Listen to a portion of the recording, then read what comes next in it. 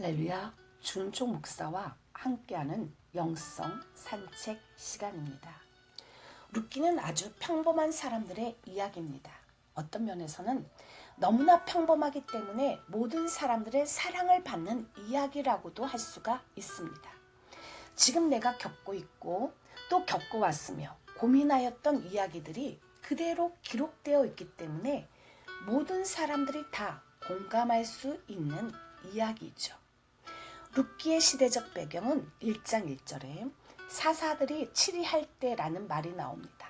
사사시대란 여호수아가 죽은 후, 즉 이스라엘 백성들이 출애굽에서 가나안 땅에 들어간 때부터 이스라엘의 초대 왕인 사울이 세워질 때까지 약 350년을 말합니다.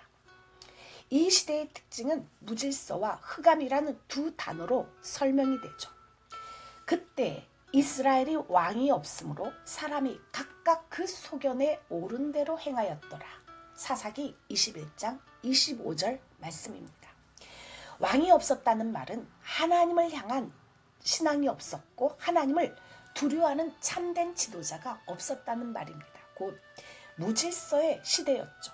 자기 소견에 오르면 그것이 곧 법이요, 힘이 있고 돈 있고 목소리가 크면 이기는 시대였습니다.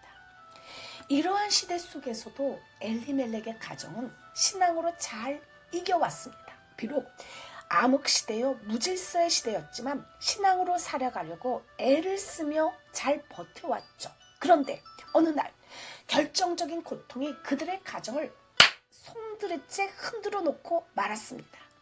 룻기 1장 1절입니다. 사사들의 치리하던 때에 그 땅에 흉년이 드니라. 유다 베들레헴의 한 사람이 그 아내와 두 아들을 데리고 모압 지방에 가서 우거하였는데 그들의 가정에 어두운 그림자가 찾아왔습니다. 바로 흉년이 찾아왔던 거죠. 이 흉년은 가정의 기반을 무너뜨리고 엘리멜렉의 가정을 흔들어 놓았습니다. 엘리멜렉이 사는 곳이 어디인가요? 바로 베들레헴입니다. 베들레헴이라는 말의 뜻을 아시는가요? 이 말의 뜻은 떡집이라는 말입니다. 그런데 아이러니하게도 떡집에 흉년이 들었죠. 흉년에는 여러 가지의 흉년이 있습니다. 첫 번째로 경제적 흉년이 있죠. 사업이 실패되든지 직장에서 어려움을 당하든지 경제적인 어려움으로 고통하고 있는 사람들이 의외로 많습니다. 또 인간관계라는 특별한 면의 흉년이 있습니다. 당신의 가정은 어떤가요? 당신과 당신의 자녀 사이는 어떤가요? 당신 가정의 부부 사이는 어떻습니까? 옛날과 같이 마냥 좋고 탄력 있는 아름다움이 있고 그런데 법적으로만 부부지 실상은 메마르고 삭막한 부부관계는 혹시 아닌가요? 당신의 가정과 교회와 직장에서의 인간관계는 어떻습니까? 삶의 모든 고통이 다 아프지만 인간관계의 갈등이야말로 우리에게 말할 수 없는 텐션, 즉 긴장과 어두움과 슬픔을 가져다 줍니다. 영적인 흉년이 있습니다. 당신의 영적인 생활은 어떤가요? 말씀에 은혜가 넘치고 날마다 기쁨과 감사로 새벽 예배를 갔다 와서 할렐루야 하면서 기도가 막히지 않고 마음속에서 찬송과 샘이 막 터져나오는 그런 경험 가운데서 신앙생활을 하고 있는가요? 아니면 신앙생활 정말 힘들다 하면서 탄식과 피곤과 또 낙심과 기도도 막히고 말씀에 힘을 잃고 은혜도 떨어졌고 믿음도 약해졌고 하나님을 향한 사랑도 충성도 예전만도 못하는가요? 당신은 삶 속에 흉년이 도래할 때 어떻게 이를 대처하겠습니까? 인생의 흉년이 찾아오면 사람들은 4가지 반응을 보입니다. 첫째로 흉년이란 상황 자체를 부인하죠. 이 사람은 도박, 술, 담배, 여자 등 다른 것에 집중해서 자신의 현실을 눈감아버리고 싶은 충동에 사로잡혀 사는 사람입니다. 분명히 가정이 무너지고 있어요. 건강이 안 좋습니다. 사업이 흔들리고 내 영적인 상태가 붕괴되고 있습니다. 이 분명한 흉년에도 이 현상을 눈감아 버리고 괴로움을 잊어버리기 위해 술을 찾고 아무 일도 없는 것 같이 산이나 오르고 여행이나 다녀오고 음란과 중독에 빠지고 다른 사람을 의지합니다. 둘째로 무지해서 깨닫지 못하는 경우입니다. 남들은 다 아는 사실을 자기만 모르는 사람이죠. 곁에 있는 사람들까지도 다 아는데 정작 본인은 모르고 아무리 알려주려고 해도 자기 고집만을 내세우죠. 세 번째로 현실 도피입니다. 인생의 흉년이 찾아오면 달아나고 싶다는 생각을 한 번도 해보지 않은 사람은 없을 것입니다. 그런데 그것을 생각으로 그치는 것이 아니라 실행에 옮겨버립니다. 일단 이곳을 피하면 어떻게든 해결되겠지 하는 것입니다. 네 번째로 용기 있게 직면하는 것입니다. 현실을 인정하고 극복하기 위해 용기를 내어서 부딪히는 사람이죠. 자기의 삶에 다가온 흉년이란 고통스러운 상황과 더불어 대결합니다. 고통 그 자체는 괴롭고 어렵지만 그 현실에서 하나님의 뜻을 묻고 하나님이 나와 함께 하심을 믿으며 오히려 감사와 인내로 자신의 고통의 현실과 부딪혀서 싸우는 용감한 사람이 있습니다. 현실에 끌려다니는 사람이 아니라 현실을 이겨내며 현실이란 역경을 오히려 디딤돌로 삼는 사람이죠. 흉년은 누가 보냈을까요? 바로 하나님이 보내셨습니다. 본문의 엘리멜렉 가정에 닥친 흉년은 그 가정에 닥친 흉년만이 아닙니다. 1절에 보면 사사들이 치리하던 때 그 땅에 흉년이 드니라 라고 했습니다. 룻기의 역사적인 배경은 사사시대입니다. 이때는 자기 마음대로 살던 때죠. 그 결과가 암흑이고 혼돈이었습니다. 옆에서 마누라가 잔소리를 막 하면 귀찮고 힘들죠. 때론 지겹죠. 목회자가 하나님께서 말씀으로 막 이러면 그때 그 상황을 견디기 막 때로는 힘들 때도 있죠. 그렇지만 그때는 축복의 때입니다. 오히려 하나님이 없이 하나님의 말씀 없이 사는 것 같은 것이 막 자유인 것 같지만 이때가 믿는 자에게는 방종이요 방탕이요 어둠이요 혼돈과 멸망의 때입니다. 하나님께서는 그들을 돌이키시기 위해서 매를 드셨는데 그 매가 바로 흉년이었습니다. 갑자기 따뜻하고 평화하던 가정이 마구 흔들려댑니다. 그동안 잘 버텨오던 사업이 비틀거립니다. 건강에 이상이 있습니다. 이것이 적신호입니다. 나를 사랑하신 하나님, 나를 결코 포기할 수 없는 하나님께서 나를 깨우시기 위해 내 신앙의 잠을 깨우시기 위해서 내리치시는 인생의 막대기였던 거죠. 또한 하나님은 당신의 신앙생활을 더 확고하게 해주기 위해서 하나님께서는 흉년을 주십니다. 한 사람의 신앙의 진정성, 그 진실은 어려움이 닥쳐오기 전에는 아무도 모릅니다. 아브라함에게도 이삭에게도 이 흉년이 있었습니다. 그들이 하나님을 떠났기 때문에 오는 흉년이 아니라 하나님께 나아가기 위한 시험이었죠. 신앙이 있는 사람과 없는 사람이 어려움이 닥칠 때 드러납니다. 아무도 어려움이 오기 전에는 믿음이 있다고 장담하지 못합니다. 이 시간에 찬양, 기적의 하나님, 나 그 어느 날 새가 그물에 걸림같이 내 삶 속에 덫이 맺네. 몸부림쳤지만 허우적거렸지만 나는 약한 자였었네. 내 영혼아 네가 어찌하여 낭망하여 불안하여 하는고. 너는 하나님을 바라라. 그 얼굴의 도우심을 인하여 내가 오히려 찬송하리라. 하나님 앞에 기적의 하나님 찬양 하나 올려드립니다.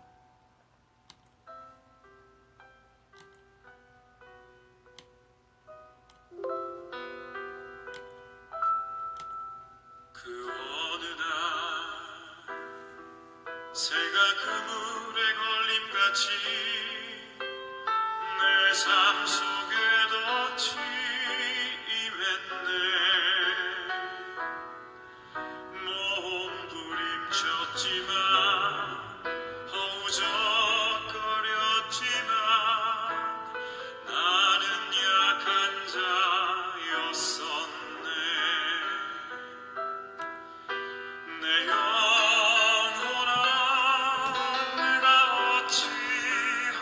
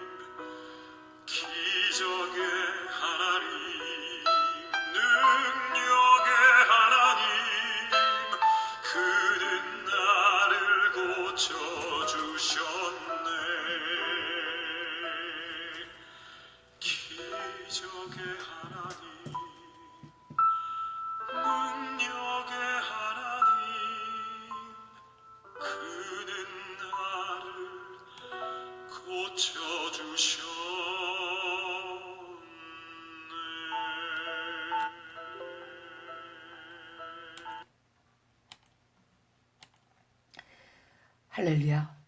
흉년이 온 것도 우연이 아니라 자연이 아니라 하나님께서 주신 것입니다. 흉년이 올 때 어떤 사람은 하나님께로 나아가는 사람이 있고 그 흉년을 피하여 세상으로 더 마구 나가는 사람이 있습니다. 고통을 직감하고 하나님의 뜻을 당신은 찾아가는가요? 본문에 이 엘리멜렉의 이 가장의 이름의 뜻은 하나님은 나의 왕이시다 라는 좋은 뜻입니다. 그의 아내 나오미 역시 그 이름의 뜻이 기쁨이라는 뜻이죠. 이 가정은 이 이름만 봐도 대대로 믿음을 잘 지킨 가정이었습니다. 엘리멜렉은 하나님은 나의 삶의 왕이십니다. 나의 주인이시고 나의 삶을 다스리시는 왕이십니다. 라는 신앙 고백으로 살아왔습니다. 지금까지 하나님의 눈치를 보면서 살아왔죠. 그러나 어느 날 흉년이라는 바람이 베들레헴의 그 땅에 닥쳤는데 이 흉년의 어려움이 이 가정에도 들이닥쳤습니다. 그런데 엘리멜렉은 과연 어떠한 선택을 하였을까요? 하나님을 믿는 사람답게 하나님께 구하였을까요? 아니면 도망을 갔을까요? 엘리멜렉은 그 흉년을 피하여 모압 땅으로 도망갑니다. 그 사람이 바뀌지 않는 한 피한다고 징계가 그쳐지지 않습니다. 징계의 목적으로 때리신 하나님의 흉년은 떠나지 않을 것이고 더 커다란 고통만 계속해서 만들게 되어 있습니다. 받게 되어 있죠. 그런데 이 가정은 도피를 선택했습니다. 장소만 옮기면 해결될 거라고 생각했죠. 이혼하면 끝입니다. 이혼하면 됩니다. 사업의 업종을 바꾸면 된다는 거예요. 엘리멜렉은 불행하게도 흉년이 찾아왔을 때 세 번째 선택인 현실을 도피하였습니다. 엘리멜렉은 한 가정의 가장으로서 잘못된 선택을 하였죠. 식구들과 함께 모압이라는 나라로 도망을 갔던 것입니다. 모압은 어떤 땅인가요? 모압은 소돔과 고모라의 불심판을 간신히 피한 롯과 두 딸에 의해서 세워진 땅의 이름입니다. 두 딸은 자손이 끊어질 것이 염려되어서 그 아비에게 술을 먹이우고 동침한 결과 맏딸이 잉태하여 낳은 아들이 모압이죠. 이 모압이 후에 요단강 동편에서 한 민족과 국가를 이루어서 모압 족속이 됩니다. 민수기 25장에 이들과 접촉하여 우상 숭배와 음행에 빠졌다고 말하는 것으로 보아서 모압 족속들은 하나님을 섬기기보다는 그들의 신 그모스 우상을 숭배하고 음란한 문화를 가졌습니다. 가정을 버리고 다른 여자 품으로 도망가지 마십시오. 이혼하지 마세요. 당신의 고집과 주장이 하나님이 원하시는 거라고 생각을 하십니까? 가정을 버리고 그 여자와 그들을 구원시키겠다고요? 하나님이 이러한 하나님인 줄 아십니까? 제발 가장으로서 정신을 똑바로 차리십시오. 엘리멜렉은 이것이 내 삶에 어떤 영향을 미칠 것인가? 하나님의 뜻은 무엇인가? 이 현실에서 하나님의 원하시는 일은 무엇인가를 생각하지 않았습니다. 그 땅을 간 엘리멜렉의 가족은 어떻게 되었을까요? 모압은 행복의 땅이 아니라 죽음의 땅이었습니다. 엘리멜렉의 잘못된 선택으로 인하여 죽음만이 그들의 결과였다는 거죠. 가장인 엘리멜렉과 두 아들이 모두 죽고 말았습니다. 엘리멜렉은 신앙의 가정이었습니다. 흉년이 오기 전에는 하나님은 나의 왕이십니다 하면서 하나님을 의식하면서 살았지요. 하나님 안에서 즐거움을 누리고 기뻐하는 삶이 있었고 그런데 흉년이 왔을 때는 그 믿음은 어디 갔는지 보이지 않습니다. 숨바꼭질하고 있어요. 당신은 하나님을 어떻게 믿습니까? 하나님이 진정 나의 삶 속에 살아계신 하나님, 이 고통과 어려움의 환난 가운데서도 하나님께서 나를 보호하시고 나를 구원하실 것이라는 전능의 하나님을 믿습니까? 나는 이해할 수 없을지라도 이 모든 현실에서 하나님의 뜻이 있어서 나를 훈련시켜 놀라운 뜻을 이루어 가시는 아버지 하나님이심을 고백하나요? 애석하게도 남편인 엘리멜렉의 고집과 어리석음의 결정으로 인하여 그의 아내 나오미는 큰 환난을 당하게 됩니다. 고통을 경험하게 된 나오미는 나중에 자기 이름을 마라라고 부르라고 했습니다. 이 이름은 고통이라는 뜻입니다. 하나님을 왕으로 모시고 성령에 충만하여 살던 이 엘리멜렉이 신앙을 버리고 하나님의 백성으로의 삶을 배신한 이 가정에 찾아온 것은 죽음과 고통뿐이었죠. 룻기 1장 3절로 5절 말씀까지 다 같이 읽어봅니다. 나오미의 남편 엘리멜렉이 죽고 나오미와 그의 두 아들이 남았으며 그들은 모압 여자 중에서 그들의 아내를 맞이하였는데 하나의 이름은 오르바요 하나의 이름은 루시더라. 그들이 거기에 거주한 지 10년쯤에 말론과 기럨 두 사람이 다 죽고 그 여인은 두 아들과 남편의 뒤에 남았더라. 우선 집안의 가장인 엘리멜렉이 그곳에서 죽습니다. 그리고 한참 후에 두 아들마저 죽어버리죠. 남자 셋은 다 죽고 가부만 셋이 남았습니다. 첫째 아들의 이름은 말론인데 그 이름의 뜻은 질병입니다. 둘째 이름은 기럨인데 그 이름의 뜻은 상실하다, 잃어버린다 라는 뜻입니다.